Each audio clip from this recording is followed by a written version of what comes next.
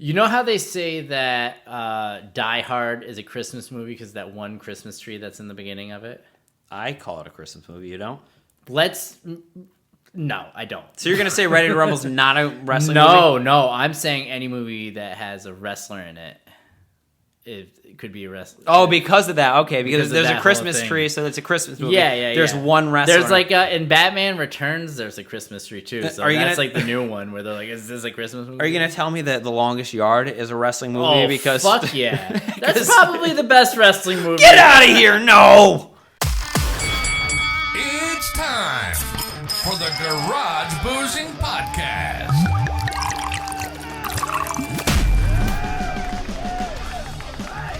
What's up, nerds? And welcome back to another episode of the Garage Boozing Podcast. I'm your host, the man with absolutely no plan, the Chase with the face for radio, Chase Sherga.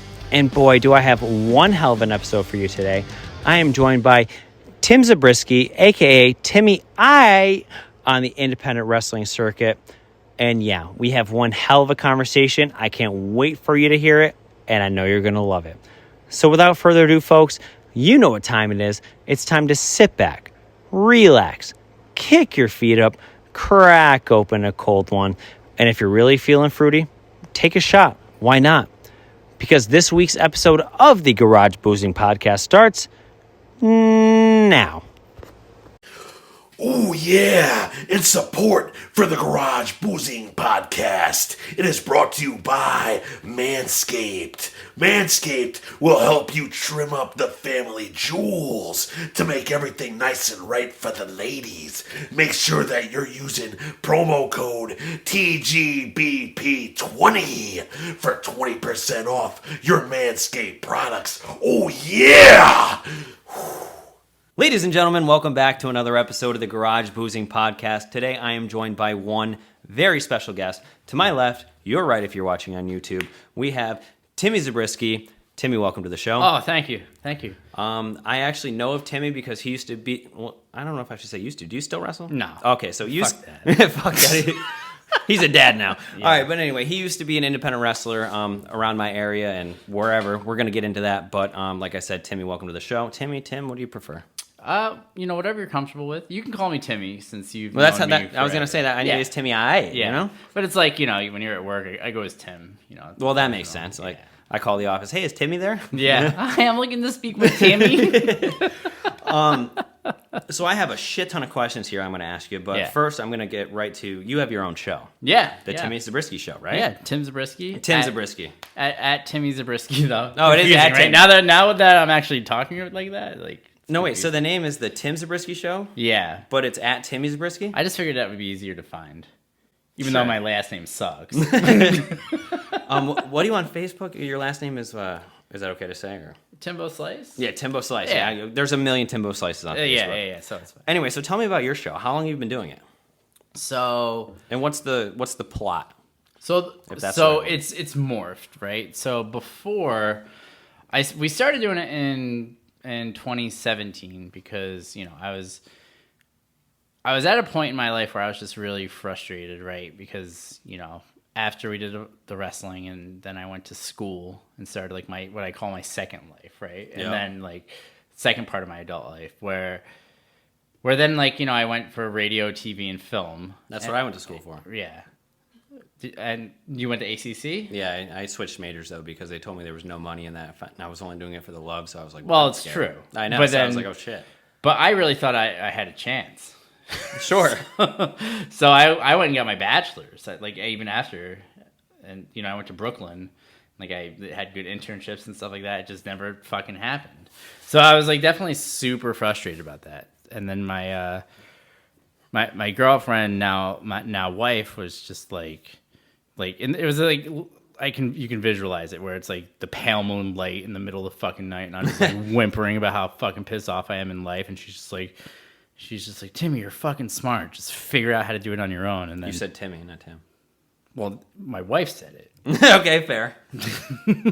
So then again, she was just like, just fucking figure it out, and that's where it was just like, all right, well, I'm gonna start looking at shit, and then I went literally from buying like $100 like little mini mixing board like this, and then like headphones and like a sound card to spending like close to fucking $6,000 on my setup. Yeah. Dude, your setup is badass. Dude, it's too much, but it just makes things easier to where it's like sometimes you're just like, man, I wish I could, run the audio back into the one computer and then into the other at the same time, and with one cable you can do it, like shit like that. You know what I mean? It's just like you can have like all the inputs and all that stuff, but again, it's ridiculous. I don't recommend anybody do that. There's a lot easier ways to do it for sure.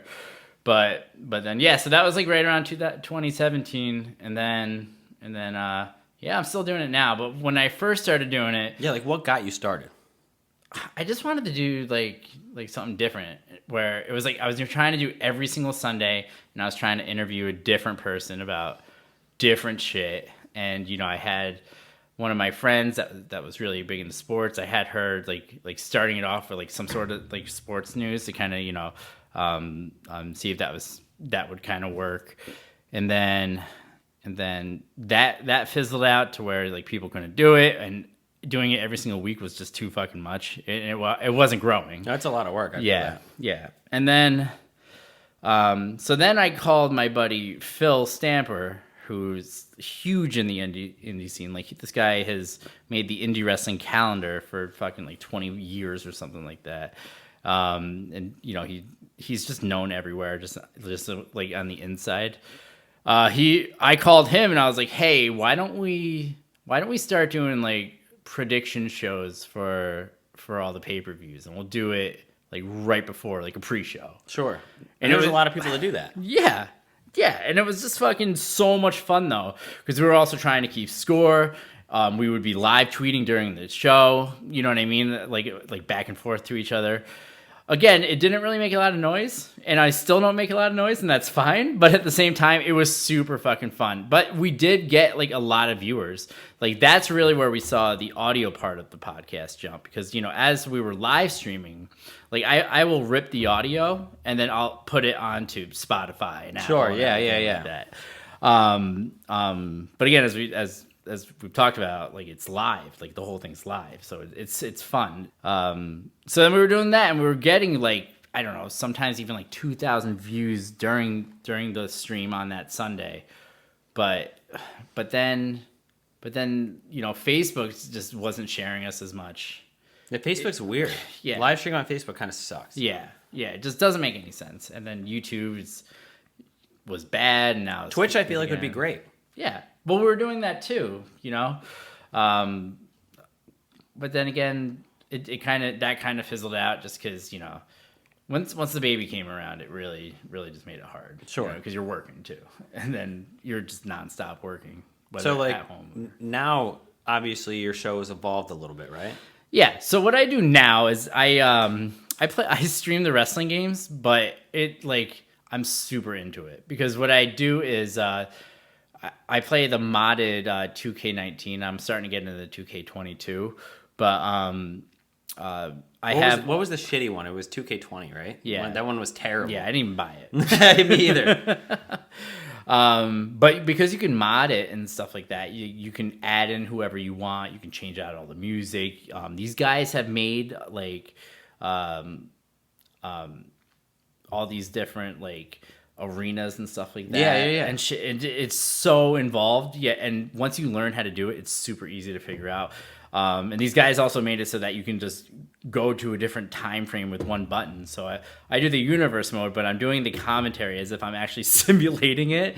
But it's all done at the Tim Zabriskie show, because I changed the location so it says it in the game and shit. Oh, that shit! Dude, that's cool. It's super fun. Yeah, and I just made Timmy Aiight in the game, and shit like that. But it's just. Yeah, it's just a good fucking time. I'm super passionate about it. I'd love to laugh at it and how ridiculous it is and how stupid I am when I'm doing it. Yeah, but that makes the fun, Yeah. So how often do you do the show now? I don't have a schedule. You just do whenever you want? Yeah. Oh, that's cool. So I admire that. So, yeah, because and I tell people, like, you have to subscribe for that reason, because I never know when I have the time. Again, like... Yeah, I subscribe to your stuff, and I always get a notification when you're going live. Yeah, and is there a little bit of you, because this is just all like my mindset, and I don't know, but is there a little part of you that's like, all right, well he hasn't done this in a while, let's see what he's doing. I pop in, absolutely. But yeah, so that's kind of where my head is at with that, because it's like, well, see, I already knew the point of your show. I knew exactly what you do, but I only asked because people might not know. Yeah, you know. Yeah, of course. Again, it's conversation. Exactly right. But yeah, it's super fucking fun. I mean, so there's my plug. At Timmy Zabriskie. Right? But yeah. Yeah, and I'll put it in like little font so you guys can know how to spell his last name, because I didn't get it the first time.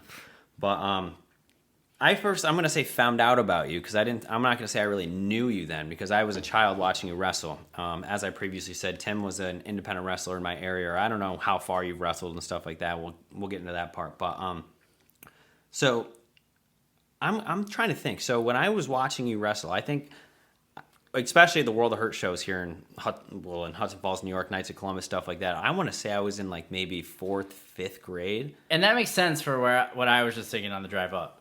Because I was like, that kid had to be fucking 12.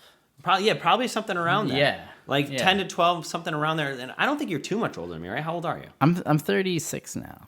Okay, so you have me by 8 years. So if I was 12, you were 20. If I was 10, you were 18. That makes sense. Okay, yeah. So what got you into wrestling? I'm going to imagine you've been a wrestling fan your whole life, just like me. I probably, like, when I was 5, I started watching it. Everybody else is, like, watching cartoons and shit. But, like, I'm watching, like, Shawn Michaels and Razor, hence the shirt. Love it. But, like those guys, like Bret Hart, like, all these guys are all wearing, like, neon colors still and things like that. So it was real live action cartoons. I don't know shit about X-Men. I don't know anything really about, like... I just got into Marvel and stuff, and all my friends have been watching that forever, and, like, the only thing I ever geek or mark out about is wrestling. Yeah. Like, I can tell you everything about wrestling. Like, exactly. I'm a total mark, and people probably don't know what a mark is. A mark's just like a big wrestling fan. Yeah. But it's also like there's fucking football fans and NBA fans that are like they know how big somebody's fucking shoe size is. Right. And shit like that. And that's how I am with wrestling. Yeah. Like, I watch football, I like football, but I can't tell you shit about thing with a certain player, Same thing. So it's like, like with those people that are like, oh, it's fucking fake. It's like, yeah, but it brings us back in that sense. Yeah, but I hate that. Like, we know. Right, like, everyone. We get it. Everyone knows, but like it's not even really fake though. Like, sure, it's scripted. I prefer scripted, right, because like, sure, like the punches might be fake, stuff like that. But if you're falling off an 8-foot ladder, like into a table outside of the ring, like, that's not fake. That hurts. Yeah. I mean, it can. They do crazy shit. Yeah, but they also protect themselves too, though. They know what they're doing. Well, like, all right, so what's that famous one, right, with Shane McMahon versus Steve Blackman, where Shane is up on the fucking on the stage, and he just falls down, and he falls down. Yeah, there's a fucking mat under there, because they're not fucking killing themselves. Well, you saw when Shane tried to jump on the Undertaker, like recently, a couple years ago, WrestleMania, and then Undertaker moved. You could tell when he fell that there was an inflation under there, because part of it was like this, and then it aired out and went. Yeah, like they. But that can't tickle. It can't tickle. They can't. They fucking protect everybody, but at the same time, though, it does fucking hurt. There's no question about it. No question. Yeah. So, what made you want to like train to be a wrestler? How old were you when you started training? 16 in Schenectady at 24/7 with Chip and this kid Luke Olinsky. So one day you're just like, I just want to do that, or. Well, yeah, so they were on my mom's radio show, and they were plugging themselves, and then they were like, "Oh yeah, if your kids like it, like they should come down." And then I went. Out of me and my brother, I was the one that went, and then they just kept telling me I was good, so I got really super passionate about it and thought I was gonna once again, make something. Sure, but So I had fun. You started training at 16. Yeah. How old were you when you had your first match? So they did like training matches, and even though they weren't like real matches, I mean, like in front of like shows. People. Well, they're having shows. Okay. They're not commissioned shows. What was the word that they would use? They would call it like I don't know, just fucking part of trainings or something like that. They're like school shows, essentially. So it wasn't like an open show to the public. But but people were selling tickets. Oh shit, really? Yeah, so I was like, oh, okay. Okay. Yeah. So how old are you when you had your first that match? was 16. Okay, so you started training at 16, had your first match. Do you remember your first match? I just remember at this point just being super nervous, and I was going to ask if you were afterwards just really, really focusing on where I messed up. Sure. Which you definitely made like some mistakes at your first match. Yeah, 100%. And like, and then, people would tell you like what you should do next time and stuff like that. And then you're just going, and then you just want to keep doing it. Again, I was 16, and then once I got to 18, I went to school for a little bit, and then I went back into it, and then that's really where I started wrestling more. You know what I mean? Because I went to World of Hurt at that point. So were you always Timmy Aiight? No, before that, so I went from the big buff bastard. The big buff bastard? Yeah, but because I was 16, they put an ED. So you're the bastard. Sure. Like from Boston. So, sure. Yeah. Then I went to. So that was your first name? Yeah, that was my first wrestling name. Was the big buff bastard. And then I went to Timmy Aiight after that, because when I was the big buff bastard, I used to say, "Am I right?" And then people would say, "Absolutely." It worked for like 3 weeks. But then after that, so then I went to Timmy Aiight, and then when I was like 18, I tried to like hurt myself, so I had to go to Four Winds, and my therapist's name was Timmy Aiight. And it was really fucking weird. You know what I mean? Yeah. So it was like, at that point where, like, my mom was even like, maybe you should change your wrestling name. And, like, that's when, like, JP Black, like, picked me up at my house and would, like, drive me to practice and stuff like that. JP Black was a cool guy. Dude, he's the man. Dude, I actually trained for a summer when I was 15, but I was so scrawny back then. Mm-hmm. And, like, I remember I took my first bump, and it gave me such a headache. And you did it at the school up here? Yeah, right above Knights of Columbus. Yeah. Yeah, it was... me and my best friend Riley, and then I would always go to my mom's house in the summer. So right before I was there for like 3 months, and then I had to go away for like 2 months to my mom's, like I always did. And my friend Riley just kept going, and he quit after a month. And I was like, "Fuck, my best friend just quit. Like, I can't go back." Which, dude, like being 15 years old and being a little toothpick like I was, like that shit was hard, man. Yeah. Like even though you were saying you were 16 and doing it, I'm thinking like, holy shit, good for you, because like it's no joke. Even just like learning to take one bump, actually. The first thing I ever went to before JP Black School, Len Oddity? Yeah, of course. Yeah. So Len Oddity had a school at the Chase Sports Complex in Hudson Falls. Mm-hmm. And I want to say the other person was Mr. Man, I think. Yeah. And I love both those guys. I mean, they're I haven't actually talked to Len since probably I was like 20. The spoons, man. He used to freak out over the spoon. Anyway, so yeah, what we were saying. So Len Oddity should have been famous. Dude, his tongue, he would go like up and down, and like he had to split in half, and it was crazy. Yeah, I mean, talk about like really fucking like changing your whole lifestyle. You know what I mean? And I don't know how much of it was for wrestling, right? But yeah, it was his character. But now that's just him now. Absolutely. Yeah. And Mr. Man, dude, like that guy's like one of the best like fucking managers I've ever seen, especially like in the independent circuit or anything. That guy is fucking so amazing, right? And he just I just remember the first time that I met him. When it's your first time meeting somebody, it's usually cordial, just a handshake, right? But this guy just fucking treated you like family, like day one. Like never would have a bad thing to say, and he just super professional of a guy. Yeah, and like during the show, he would be like such a douchebag, and like during intermission, he'd be the coolest guy ever. So cool. But back to what you were saying. So you were saying JP Black would pick you up and bring you to wrestling school. Yeah. So he knew I needed like a strong male figure at that point in my life, right? So he became dad. We used to all just call him dad because he was there for all of us in like our own way.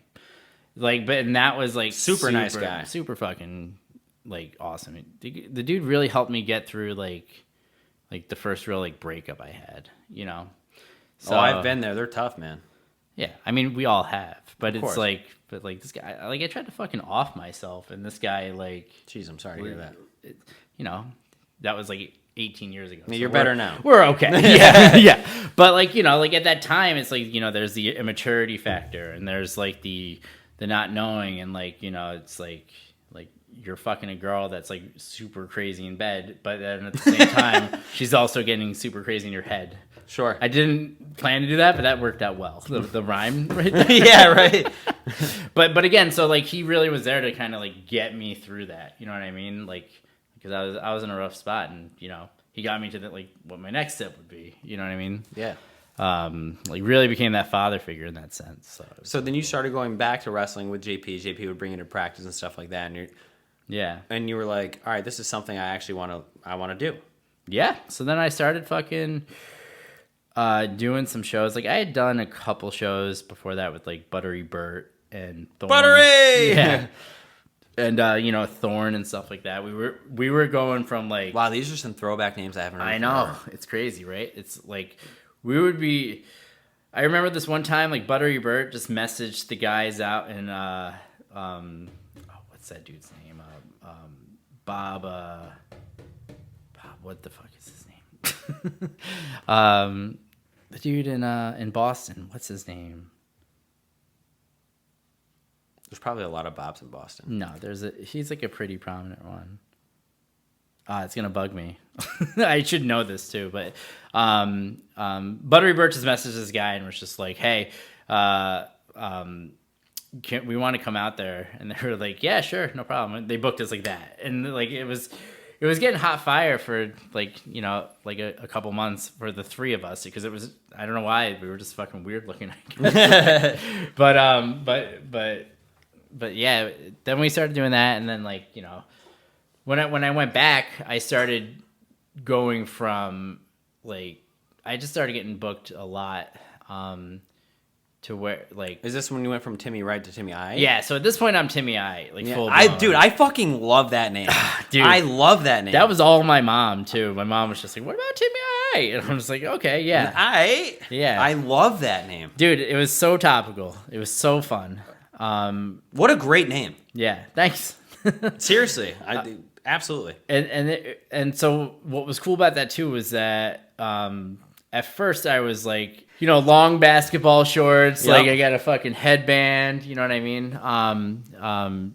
Super fun. And then I was getting booked a bunch, and then I started getting on these PWS shows, which were bigger fucking shows, because they would have all these names and like on it, like guys that are in Impact now were all on those shows and stuff like that. Like they would bring in AJ, and they would bring in like all these. Damn, really? They were bringing all these, like the Young Bucks were on it. You know what I mean? And like on all these shows. I love the Young Bucks. Yeah, and it was like when they were in TNA, so they weren't like what they are now. Matt and Nick Buck. Yeah, dude, fucking really nice dudes. But still, like, you know, they wouldn't recognize me now, but you know what I mean? Oh, so you've met them, of course. Oh, that's cool. So it's like, you know, when you're like backstage with like Carlito on a show and talking about like JetBlue, you know what I mean? I'm not trying to name drop either. I'm just trying to give an example. I love it. Yeah, because again, it's like these are all guys that you were just fucking watching on TV like 5 years ago. Correct. You know, so you're definitely like, wow, this is cool. But then doing those shows really helped me piggyback onto getting onto other shows though too. But then from there, like then I went back to college, and then I kept like trying to do the right thing, because wrestling doesn't fucking pay the bills unless you're up there. You know what I mean? So like, you always will end up spending more money on it than it'll pay to you. Yeah. Just like drugs. Seriously though. That makes sense. It's one of these like, and that's what the problem is. Like everybody gets so starstruck about it that people just continue to do it and will continue to go back to these shows because they need that fucking hit of that adrenaline. Like, right. You know what I mean? It's like, dude, just having like, and the problem is that I'm part of that too. Like, and that's why I stay as far away from it as I can, because it's like, you know, you just kind of go down that slippery slope. You know what I mean? Oh, totally. But back to what you were just saying, I feel like just like, even if there's 100 people in the crowd, 50 people in the crowd, like you have a theme song, it hits, and you're coming out the curtain, whether you're good, you're bad, whatever. just hearing that reaction, I feel like it's such a total adrenaline rush. Yeah, 100%. It's the best fucking feeling in the world, which is why you keep chasing that dragon. I believe it. You know what I mean? And that's what happens to all these guys. I mean... Draft Top. The Draft Top was designed to give you a better all-around drinking experience, and let me tell you how. You take your Draft Top bar tool, put it on top of your adult beverage, give it a little squeeze, not too hard, a little bit of friction, a little to the left, a little to the right, a little to the left, a little to the right, and wha-bam.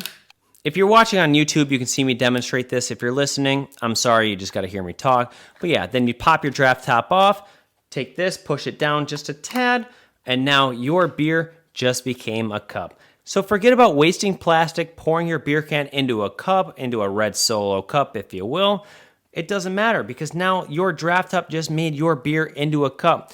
So now you can chug your beer a hell of a lot faster. You can smell the aroma of the alcohol. The experience of drinking here is just so much better thanks to Draft Top. So go get yours now. I want you to have one, you want you to have one, and you can get your own Draft Top at www.drafttop.com. And don't forget to use promo code GarageBoozing for 10% off site-wide. That's right. It doesn't matter what you get in your Draft Top cart, 10% off site-wide using promo code GarageBoozing. You know how to spell it. Don't be a fool. Buy your Draft Top right now. Treat yourself. You deserve it. All right, back to the show. I mean, look at fucking Ric Flair. You know what I mean? About to have another match. Fucking 80 years old or whatever the fuck. Crazy. He's talking about bleeding. He's talking about, like, it's going to be against Hulk Hogan. The guy's just doing everything he can to publicize it, but he's the kind of motherfucker that is going to be everything that he's saying. I know. Dude, you see the suplexes he's taking from Jay Lethal and shit? Yeah. I'm like, dude, this man should not be taking those at 78, Did you 79, whatever he is. Did you hear that Jay Lethal was like, hey, can you book me on that show? Because that'll be fucking sweet. And Ric Flair was like, no, fuck you. How dare you even ask that question? What I saw... that dude just burns every bridge possible on his way. I know, right? Well, what I saw was like, maybe he was like trying to make a storyline so like Jay Lethal would come in, because we still don't even know who his last match is against, right? There was rumors of Ricky Steamboat, but that's not happening, I guess. I just read Hogan. There's no way it's going to be Hogan. Dude, I just fucking read this. I almost want to look it up. You can if you... I feel like there's no way it's Hogan, but like if you just read it, maybe possibly. But that's where I think he's just trying to get everybody's attention on it. Smart guy. You know? Yeah, they're all fucking smart. Well, not all of them. Who's your favorite opponent to date? Ooh. So that's such a loaded question for different reasons. So my question after that, just so you don't answer the same, was going to be like, who's the most famous person you've ever been in the ring? Well, that one's easy. That one's Nunzio. Nunzio, shit. Yeah, that one's online. Little Guido. I got the video. That's on my page. But that match was the best because SoCal Val from TNA was managing me, and we just had a good fucking time with it because it was. He was super generous. So here's what I mean by this, right? Like when you're in there with the name, it's the name's show. It's the name's match. Are they calling it? Yeah, they're calling the whole fucking thing. So, but he's gonna tell you everything that's gonna happen. You really get no say. But Guido was like, fuck, like he's like, what's your finish? What's your finish? What do you want to do here? What do you want to do here? What was your finish? I did like a Death Valley driver, like like the FU. Yeah. But I would spin with it, and then the guy would take the back bump. Sure. It looks cool. But anyway, so he's like, what do you think for a finish? What do you think for a finish? To kind of see what I would come up with. That was a fun match for that. I fucked up in that match though, and he gave me a couple for that, but I deserved it. What do you mean you fucked up? A little stiff? No, I fucked up a spot, and so then he hit me a couple times good. But it's one of those, like, you deserve it, So is that common? Like, you fuck up a spot and you just get, like... Yeah. They call it a receipt, right? Is that what it is? Or... Yeah, it's a receipt, yeah. Damn. Yeah. So, like, what is that? Like, he punched you hard in the face, or, like... What he did was, it was super fucking smart. Like, it doesn't show on the camera, but I felt it. So, but it's like... When he sent me off for a clothesline, he like put his shoulder into it more, so his shoulder kind of hit me in the head. Ah, it was super fucking cool and it looked great, and no one would know But the time where you're like, you knew why you got it? Exactly. And that's why you don't say anything. You deserve it, So you knew you fucked up, and then that came, and you were like, okay. Yeah. Yeah. That was that, and I think he hit me again or something like that, but really doesn't fucking matter because I messed up in that one moment. You can't even really tell when you watch it back, but then he gave me what I deserved, and we fucking finished the match, and we fucking hugged couple of masculine men in the middle of it. Nah, he was super cool. Dude, I always liked Nunzio. Yeah. Very nice guy. Family man. His kids were there, I think. Do you remember when this was? 2009. Paul Enormous. So when I went to this company, Paul Enormous, who used to actually also team with Jimmy Jack Cash at those shows. Okay. I saw him at this one show, my debut show, right? And I was doing a dark match. I remember Paul Enormous, yeah. Yeah. But he saw me and he was like, and I had worked with him at World of Hurt a couple times at this point, and he was just like, bro, what's going on? He's like, can you fucking believe this shit? They didn't fucking book me, in the back, right in front of the promoter.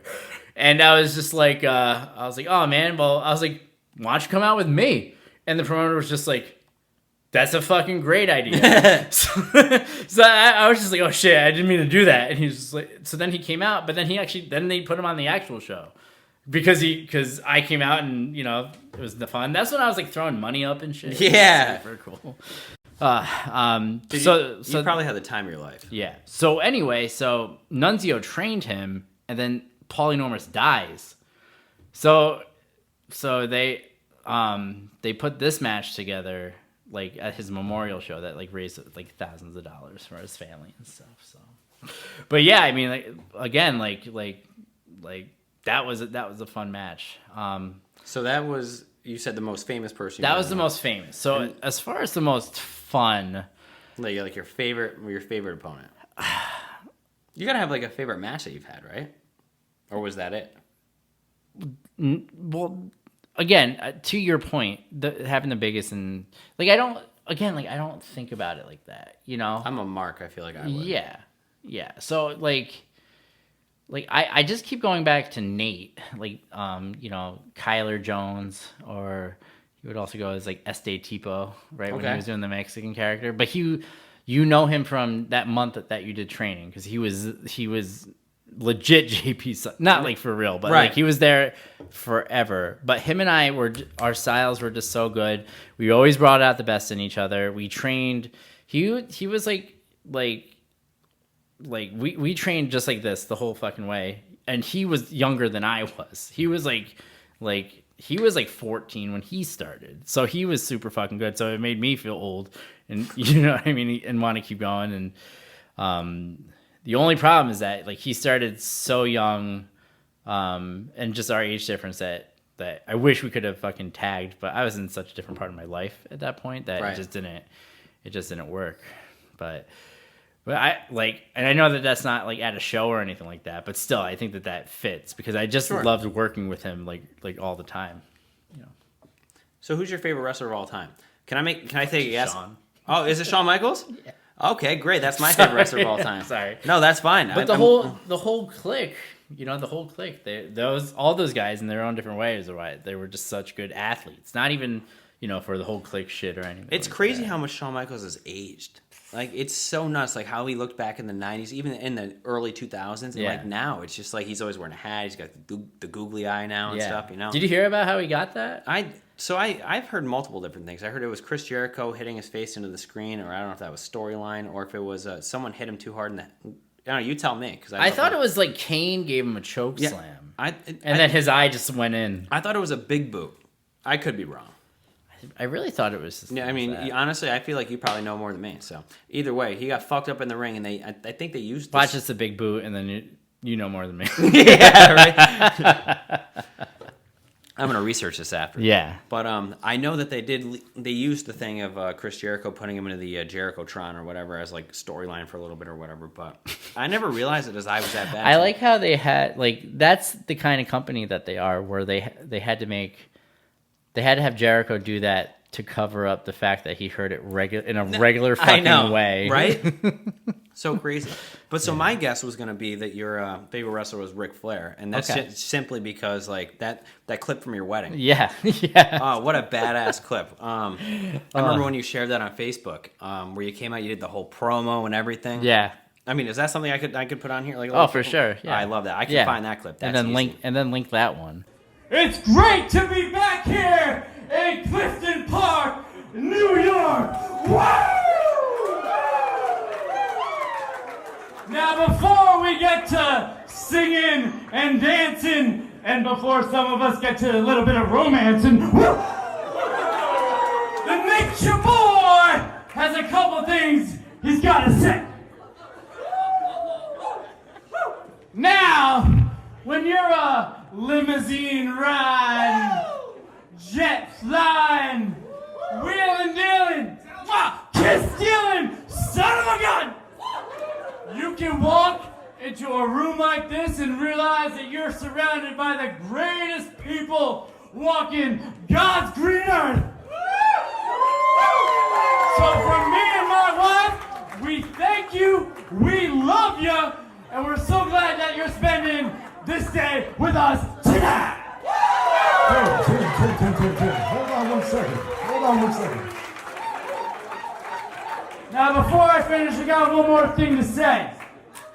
What's that? Not everybody gets to become a world heavyweight champion. And not everybody gets to become a 16-time world heavyweight champion either. You telling me? But more importantly, not everybody gets to wear the ring. The ring that shows that they found the greatest love of all the times. So with a tear in my eye, this is the greatest night of my life. All right, folks, let me tell you all about the pump action shotgun tool. Whoa, there's a tool for shotgunning? Hell yeah, there is. So listen to this. The pump action shotgun tool, created by the Drunk Engineers. Love that name, by the way. It makes shotgunning a hell of a lot easier, and let me tell you how. So you're going to take your beer, and you're going to stick it right in the shotgun tool, like this. Hold it like that so the air pockets are up here, and then you're going to give it a little squeeze. You're going to hear pop, bam, pop. But look at that, no mess. So right now the air pocket's right up here, and you're going to want to make sure you take this, push that down, and then what we're going to do is we're going to rotate the tool. Hold the beer can in place to the mouthpiece. Then you're going to put your mouth on the mouthpiece and shotgun.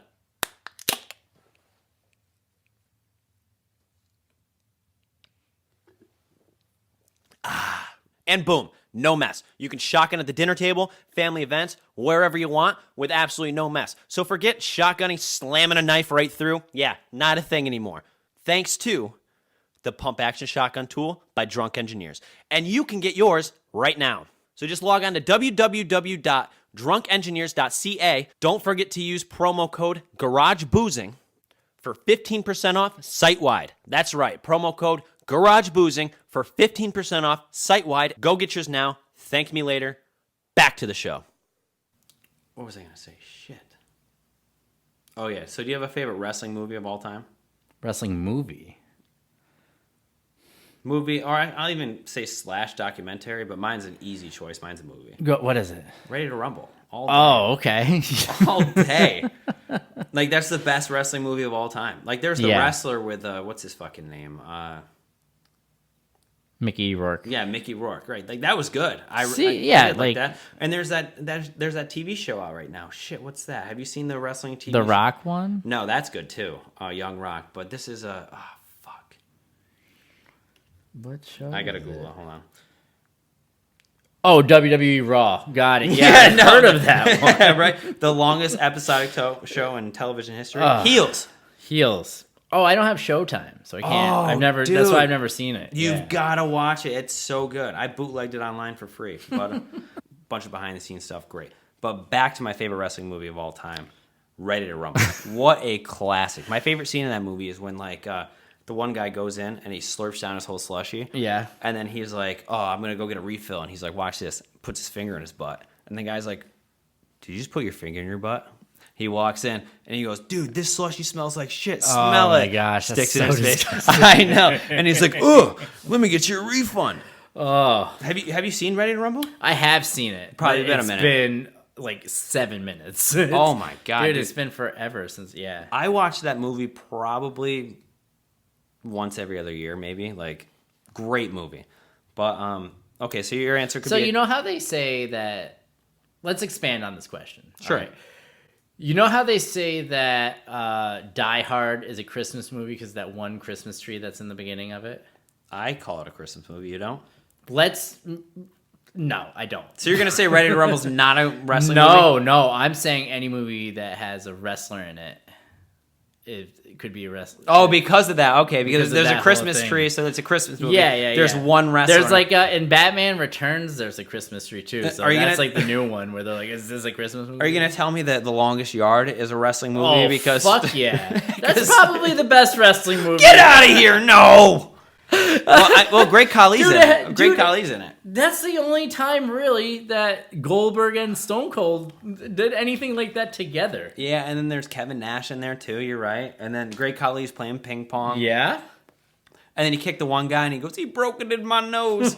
Great movie, but What a great movie. now I see what you're saying. There's wrestlers in it, so is it a wrestling movie? Damn. Like you could go with like the what's the Arnold movie when he's looking for the toy that the Big Show's in, where they're Santa. Jingle All the Way.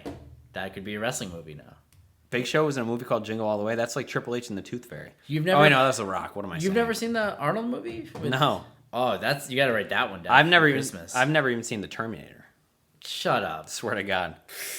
He's like, Psh. How? I don't know. I don't know. I've got to watch him. All I know is the famous line, "Come with me if you want to live." Right, but there's a big build up to that. That's why it's so famous. I gotta watch. It's on my list. I have a long list of movies that like stuff I haven't seen. And Yeah. I gotta go and watch it for I sure. feel like the first time I watched that movie, I was like 12. Like, probably. And if you were 12, I was 4. Yeah.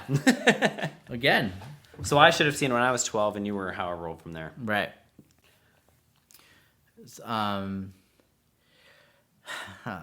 I mean, any of the ones when Hogan was acting. You're gonna say like Rocky 3 was a wrestling movie because Thunder Lips was in it? Oh, that's definitely wrestling movie. It's a boxing movie. It is a boxing movie, yeah. However, that's a huge that's really what started his career. I don't think he was famous before that. He wasn't huge. That was like in the early 80s, and he wasn't like popular until like mid, right? Well, maybe No, like that it was like that those couple of years. I think that he was like a name, and I think that he had done some TV, but I don't think that he was signed to Vince yet. yeah, he like didn't super blow up, right? No, he was like AEW level right now. Yeah, right. You know, like Dude, I love AEW. Everybody knew who he was, but there wasn't like a huge star that came from them yet. You know. So wait, did you name your favorite wrestling movie? I'm trying to think like what other wrestling movies there are right now. And there's not many, right? It's like because there's The Wrestler, there's that one. Ready to Rumble is just so good. Yeah. Jimmy King, he's the best wrestler. All right, fuck it. Anyway. Yeah. Sorry. Wait, what did we say right before that? We were saying I would go with The Wrestler. I think that was a great movie. it was good. It touched me. That's that's probably my second favorite wrestling movie. Yeah. It was good. So you're done wrestling now. Yeah. You don't think you're ever gonna wrestle again? No, because it's again like going back to where it's like a drug, right? Like there's a school that's right around here now. Yeah. And At the Chase Sports Complex, right? Yeah. With yeah. Chip. Isn't Chip there or no? Oh no, it's Fox Vineyard, I think is there. Fox is running it with John, what's his face? But yeah, I mean, when they first opened, I went up there a couple times and I'm way too fat now. And, like there's no question. It's fine. I love being fat. It makes life so much easier. Being fat is so much fun. Right? It's probably the most fun thing that you can do. Who gives a fuck, right? Seriously. You get one of these and you can eat all you want. You All get right? married, you're done. Yeah. It goes around like your body. Is basically what it does. But no, I'm too fat. You know, like if I really, really wanted to do it and really wanted to make a thing of it, you know, I could, but I don't want that. You know, like going again, like I was never more broke, and I wouldn't have known that then, but I was more broke financially when I was wrestling. I feel like I'm it's never expensive. gonna fucking make it. Yeah. Do you care if I ask, like, how much would like an independent wrestler make per show? The best I ever did was like 115, but the average was like $10 or $20. So you were doing it for the love, Yeah. just for the thrill of it. Yeah, because I was living at my mom's house. I didn't have anything going on. You know Right. what I mean? I had a shitty cooking job. You know what I mean? But at the same time, it was like that. My focus was to just work to take care of that. Now I work to take care of my family. Right, totally different. You know, and it's like I like having nice things. Like you saw my Jeep out there. Oh, yeah. That's my second car. You know what I mean? Yeah. Like because my first car drives me to work, which is 45 minutes away. Right. You know what I mean? So it's like it's And like back to what we were saying about your studio, beautiful studio. Thank you. Oh my God. Like, listen, guys, I know this looks nice, but if you saw this guy's setup, holy shit. Again, it's because it's like it's what you get passionate about. You know, that's really what I try to focus everything on. So it's like that's why I really care about my house looking super nice, and then also at the same time like making sure my family's good. You know what I mean? Yeah, Stuff like totally. that. It's like so you can't do that and also be spending all of your weekends like going out. Because then it just puts you in situations where you have no fucking money. Absolutely. You know what I mean? And it's just like again with podcasting and live streaming and all that, you can get the same amount of people to watch you. Absolutely. And you can advertise yourself for a lot cheaper than you would do it for one of those things, hoping that these people show up for what? You know what I mean? Because the part about making it in that industry is that they're looking for a role. They're all television roles, right? Yep. So it's like if you don't fit the part for their television show, they're not going to hire you, and I never was going to get hired. So Sure.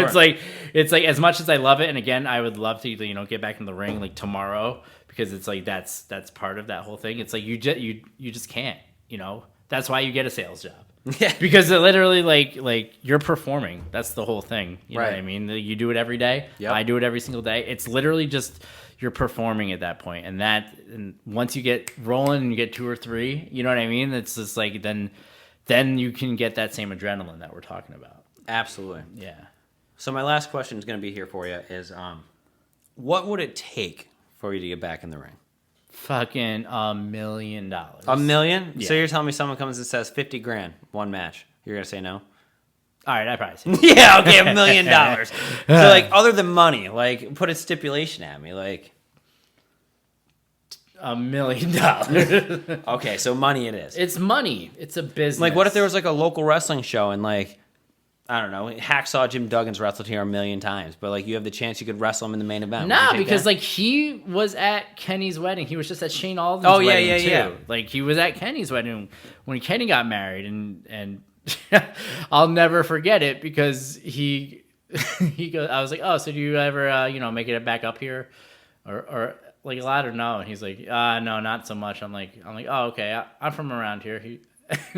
He's like, where'd you go to high school? And I was like, Shenendaho. He's like, fuck Shenendaho. This is like, I don't know, 10 years ago at this point. And but he was still so fucking fuck Shenendaho. Like he was local in that moment. Yeah, because he was like an athlete, and like we were all in the same yeah. division. South Glens Falls, Glens Falls, Saratoga, I think too, right? No, I don't know. I don't think Saratoga was in there. Maybe I think Spa Catholic. No, wait, no. What am I? Fuck it. I don't know.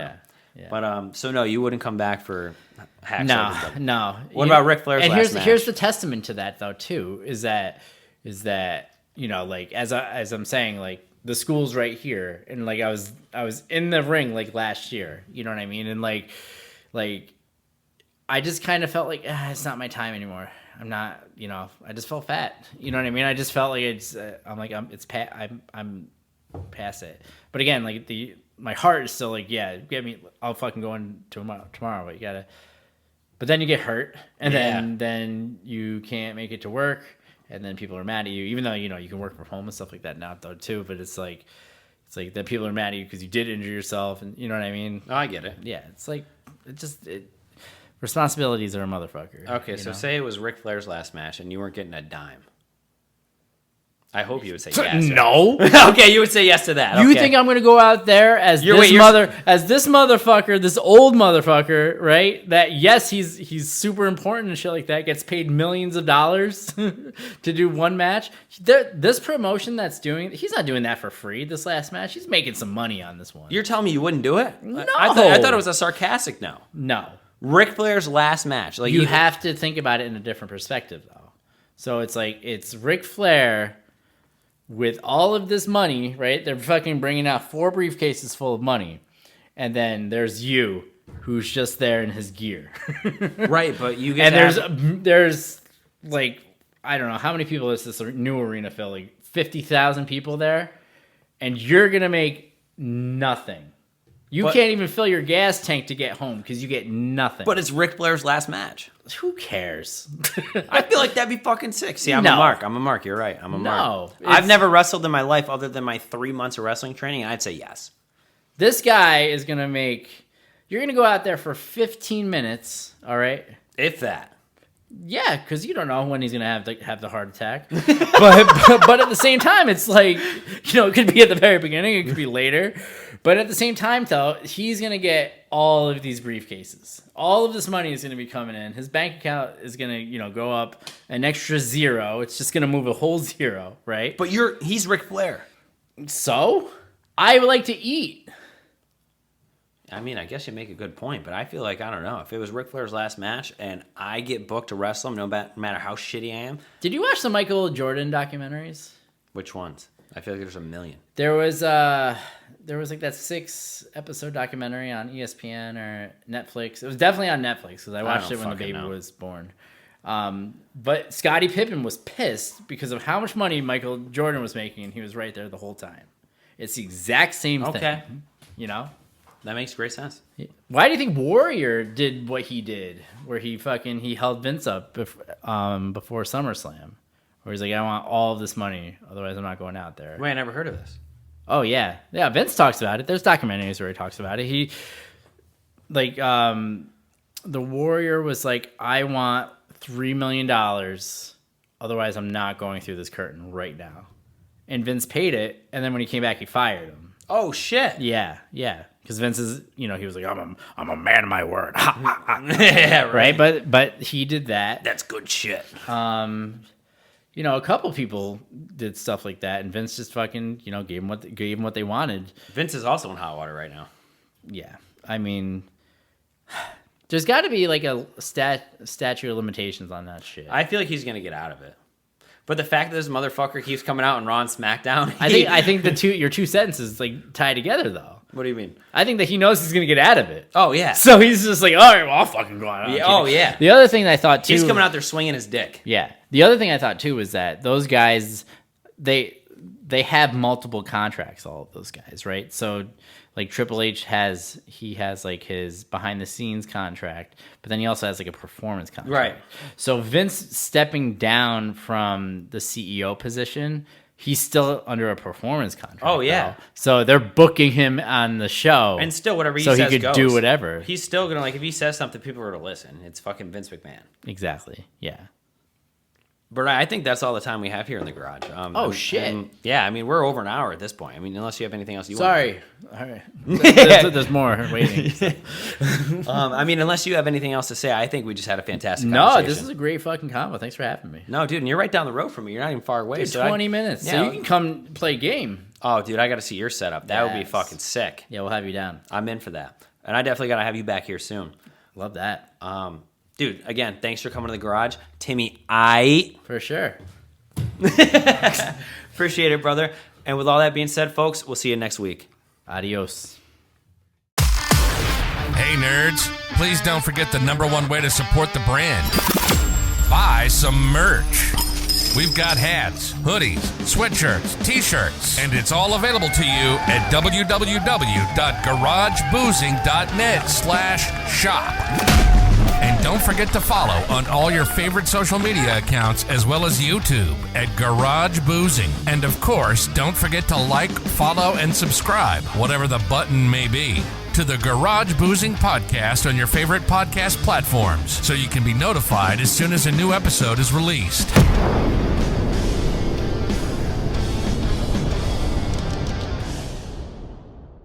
Ladies, gentlemen, and nerds. Do you have what it takes to be a guest on the fastest growing, alcohol chugging, and nonsense talking podcast? Well, now is your chance.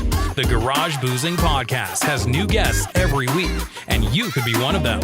Just simply log on to www.garageboozing.net. Click the Be on the Show tab and submit your information. It's that simple. Join the Boozement or be a loser.